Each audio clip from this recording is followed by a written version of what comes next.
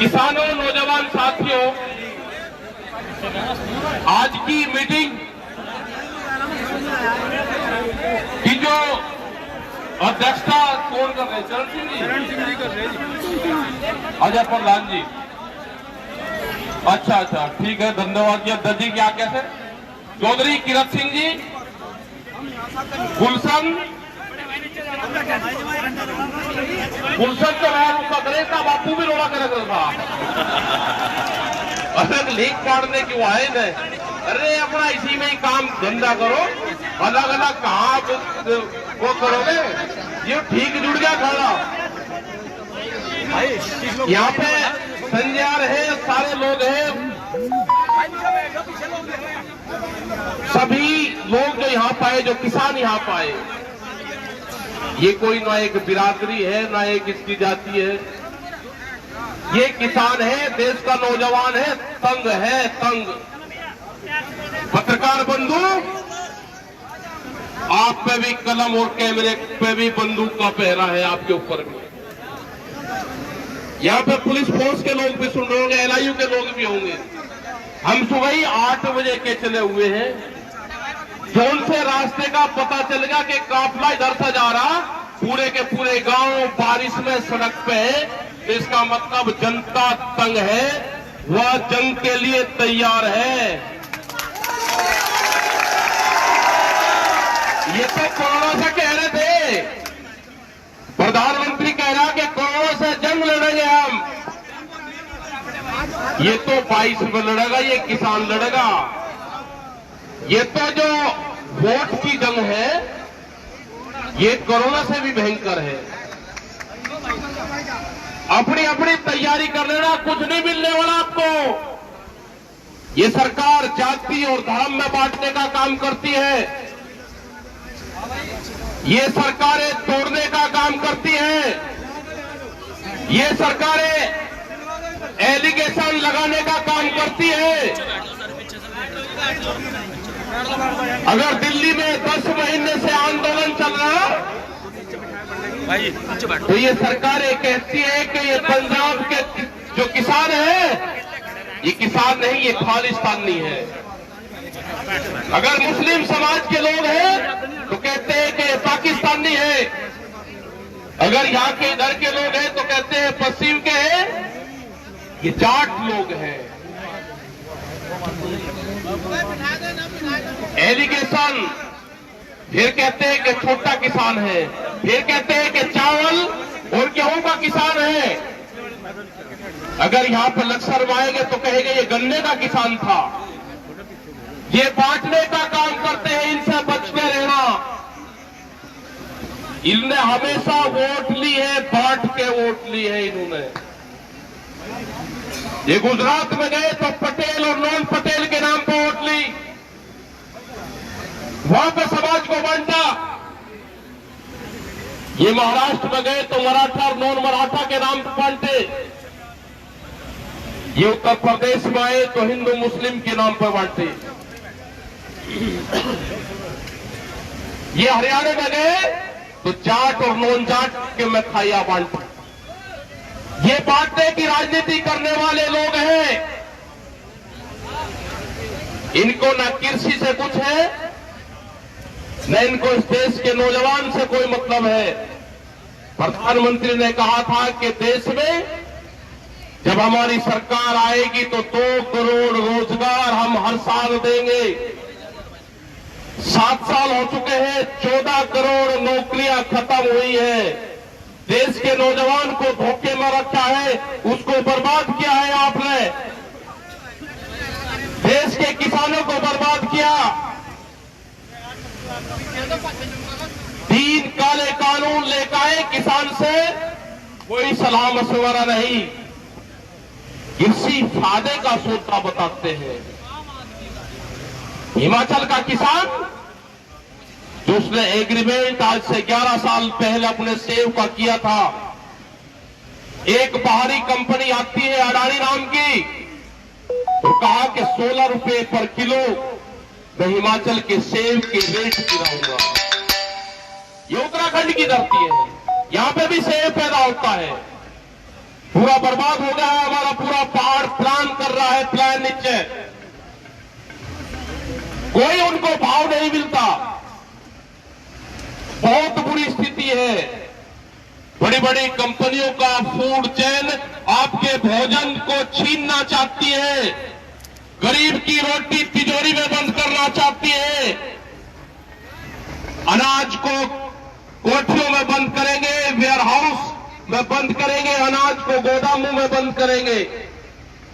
भूख के आधार पर देश और दुनिया में रोटियों की कीमतें तय होगी कि भूख कितनी लगी है, उसकी कीमतें हम तय करेंगे। जब आपकी फसल आएगी 2 महीने फसलों का रेट कम होगा, अपने गोदाम भरेंगे, उसके बाद में रेट बढ़ाने का काम करेंगे। इनके सर्वे हुए, बड़ी बड़ी कंपनी के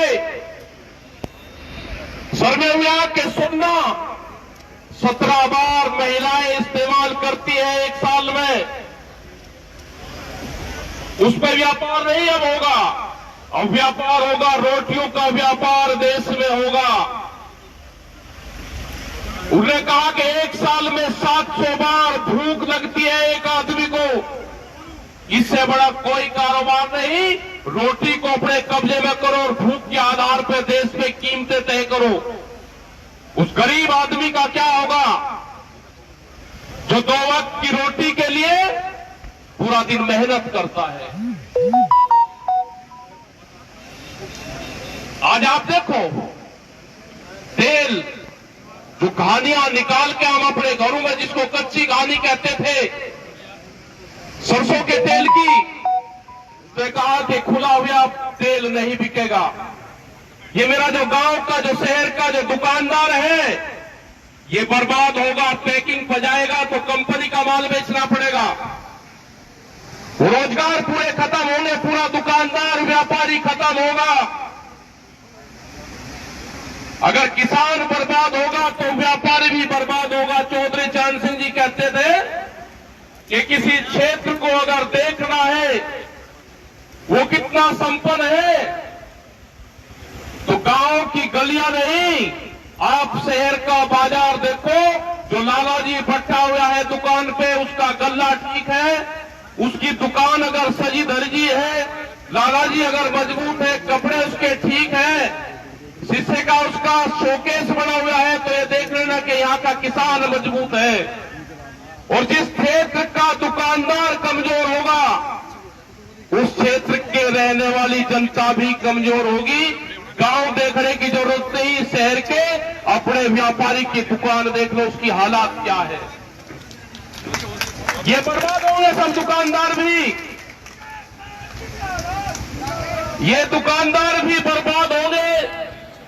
अगर गन्ने के पैसे दुगने आ जाएंगे, अगर एमएसपी के हमारा माल मिलेगा, हमारा जो पैसा किसान के पास में आएगा, वो सीधा किसान दुकान पे जाएगा, अपना मकान बनाएगा, नई चीज खरीदेगा, कपड़े खरीदेगा, कर्मचारियों को, नौजवानों को उसको रोजगार देगा।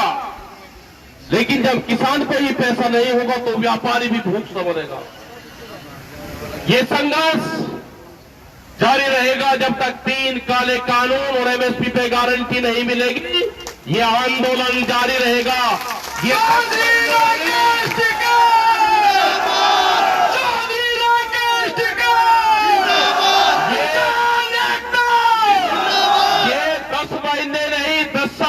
आंदोलन चलाना पड़ेगा, तो 10 साल भी ये देश का किसान आंदोलन चलाएगा।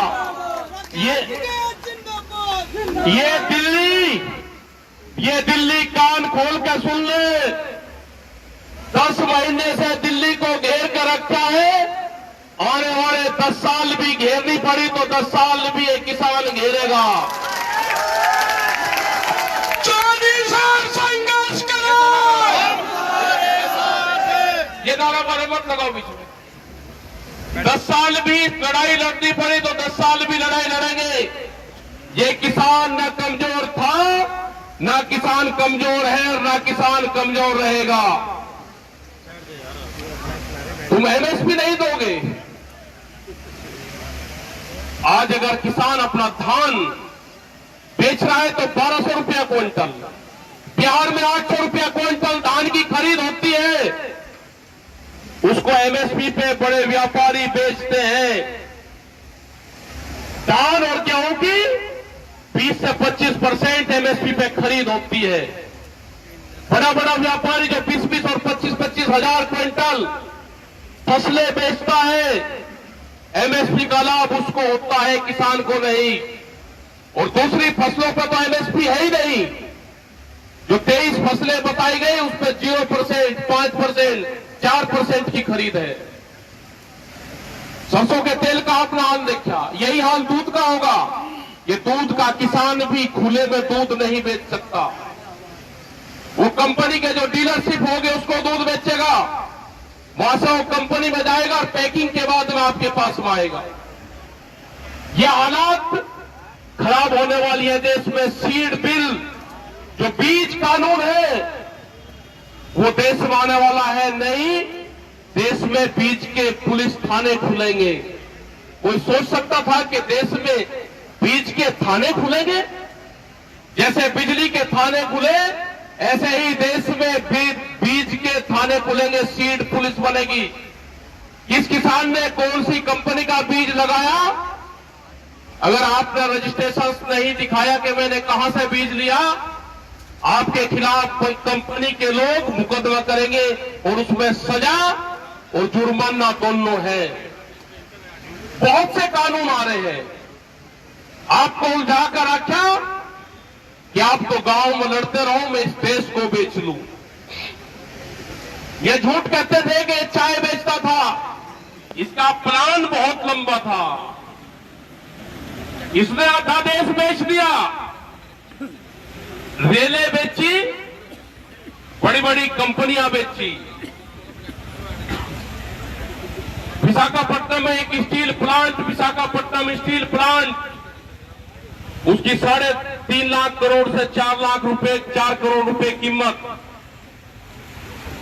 3.5 लाख करोड़ से 4.5 लाख करोड़ रुपया, उसको 14,000 रुपए में। जैसे कोई 4 लाख की चीज और 14,000 रुपए में बेचती हो तो आमदनी किसकी बढ़ेगी? ये अडानी का क्या रिश्तेदार लगता है? अंबानी अडानी। गुजरात के अंदर 60 गांव की जमीन रिलायंस को दी, उसका अधिग्रहण करा। वहां आम की खेती होती थी, वहां पे वे पूरी की पूरी जमीन रिलायंस को दी, 60 गांव की जमीन। वो मुकदमा नीचे से लगाकर ऊपर तक आए, सुप्रीम कोर्ट तक। सुप्रीम कोर्ट में जो एक जज था उसने हराया। जब डबल बेंच में गए वही जज डबल बेंच में गया, जब हराया। जब ट्रिपल बेंच में गए वही जज तीसरी बेंच में भी गया, तीनों में हराया। क्या साठ गांठ है पता नहीं चल रहा। पूरे देश के संस्थाओं पे कब्जा है, बोलने की किसी की हिम्मत नहीं है। कोई अगर बोलने की कोशिश करता है तो ईडी, सीबीआई ये सब लगा देते हैं। कोई अगर आंदोलन मारने की कोशिश करता है तो उसके खिलाफ पर्चा दर्ज होता है, पर्चा दर्ज। ये तो अब निकलने की हिम्मत करी हमारे कुछ लोगों ने। खोल कर दे दो।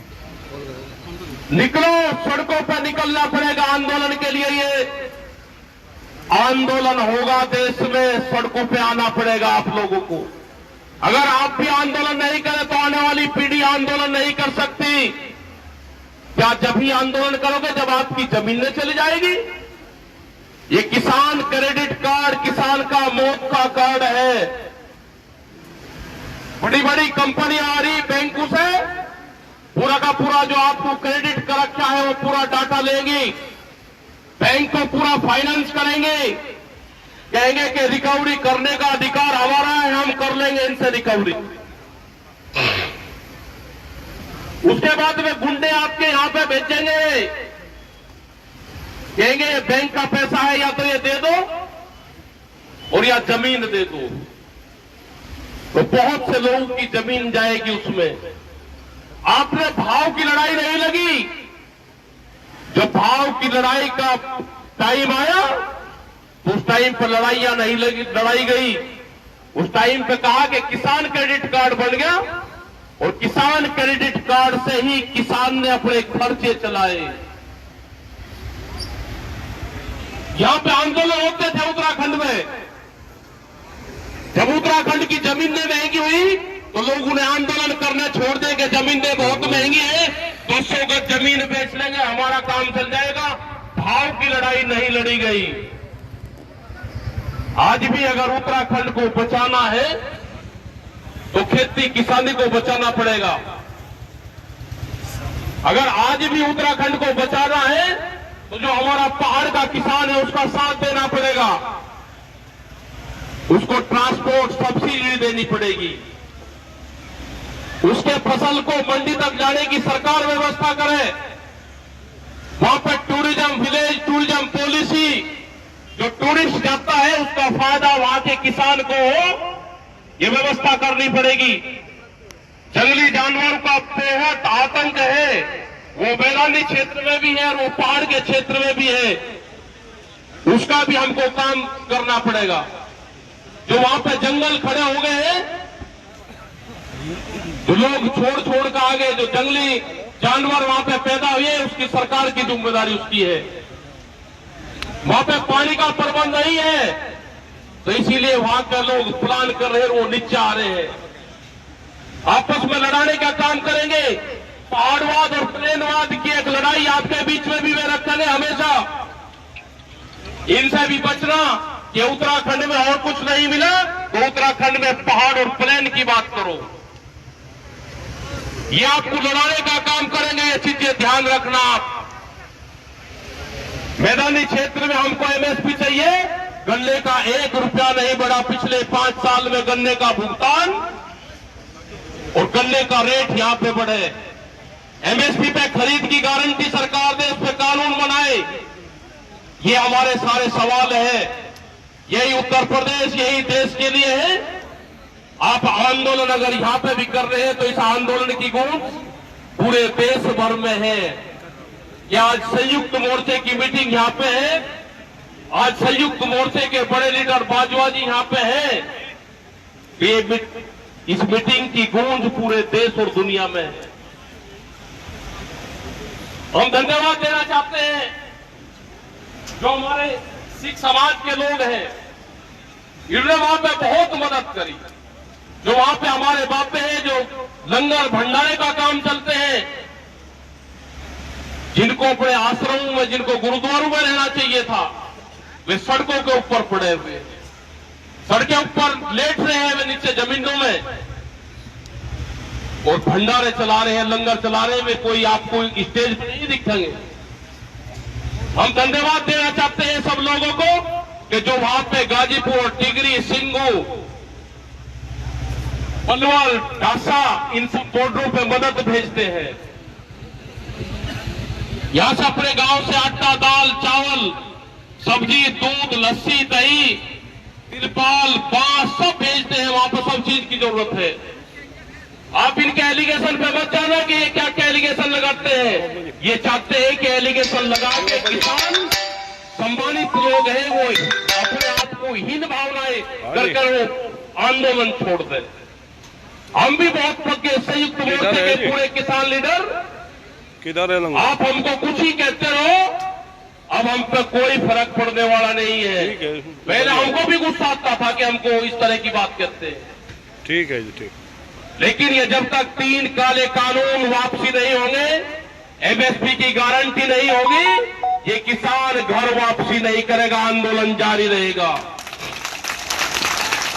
2022 में इलेक्शन आएगा आपके यहां पे, ये बहरूपिया अपना आएंगे आपके पास में, क्योंकि 5 साल में पॉलिटिकल आदमी का त्योहार होता है, ये मनाने गांव में आते हैं उसको। ये जब आए तो इनसे पूछना कि प्रधानमंत्री ने कहा कि 2022 में आमदनी दुगनी होगी तो 1 जनवरी से बिकने वाली हर फसल का रेट दुगना होगा।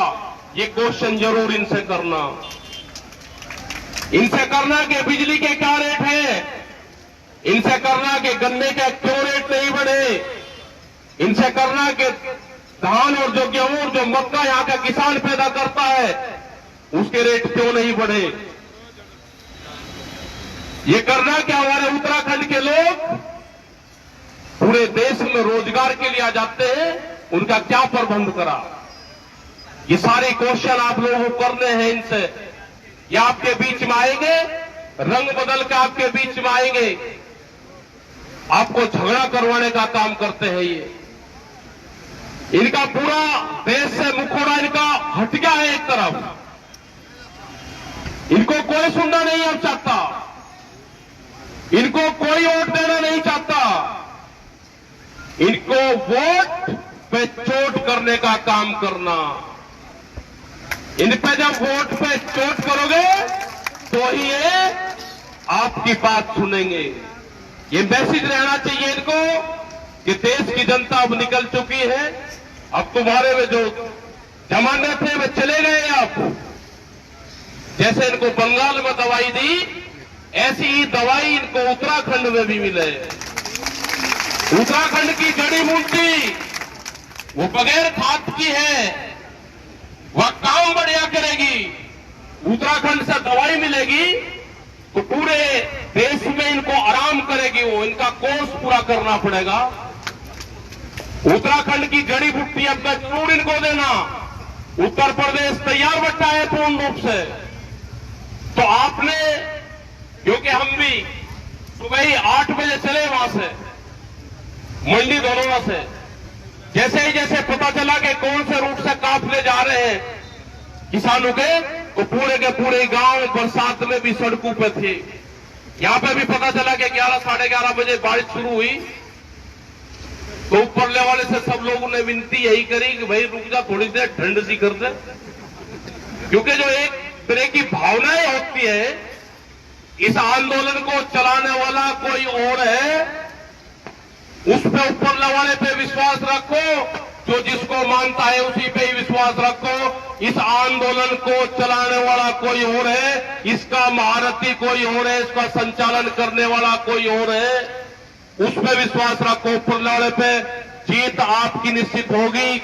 जीत देश के किसान और नौजवान की होगी, जीत देश के मजदूर की होगी, यहाँ के दुकानदार की होगी, जो परिवारों को उधार सामान देता है, जीत उसकी होगी। वो भी अपने वहां पर बैठा हुआ करता है कि किसान का भुगतान हो जाए, उसको पता रहता है कि कब तक का भुगतान आया, तो जीत उसकी होगी। मैं धन्यवाद देना चाहता हूं कि हम करीब 2-2.5 घंटे लेट हुए, उसके बाद में भी जनसंख्या यहां बढ़ती रही, बहुत बड़ी तादाद यहां पाई। पूरे जो संयोजक लोग हैं, जो काम करने वाले लोग हैं, दिगंबर हर जो बिजनौर से आए, इनको भी बहुत मेहनत है। यहाँ पे किरत सिंह हर है, मैं पूरी टीम को धन्यवाद देना चाहता हूं कि आपने बहुत मेहनत करी, आप लोगों के बीच तक वे गए और सभी समाज के लोग यहाँ पे हैं। आपका धन्यवाद। जय हिंद, जय भारत, जय उत्तराखंड।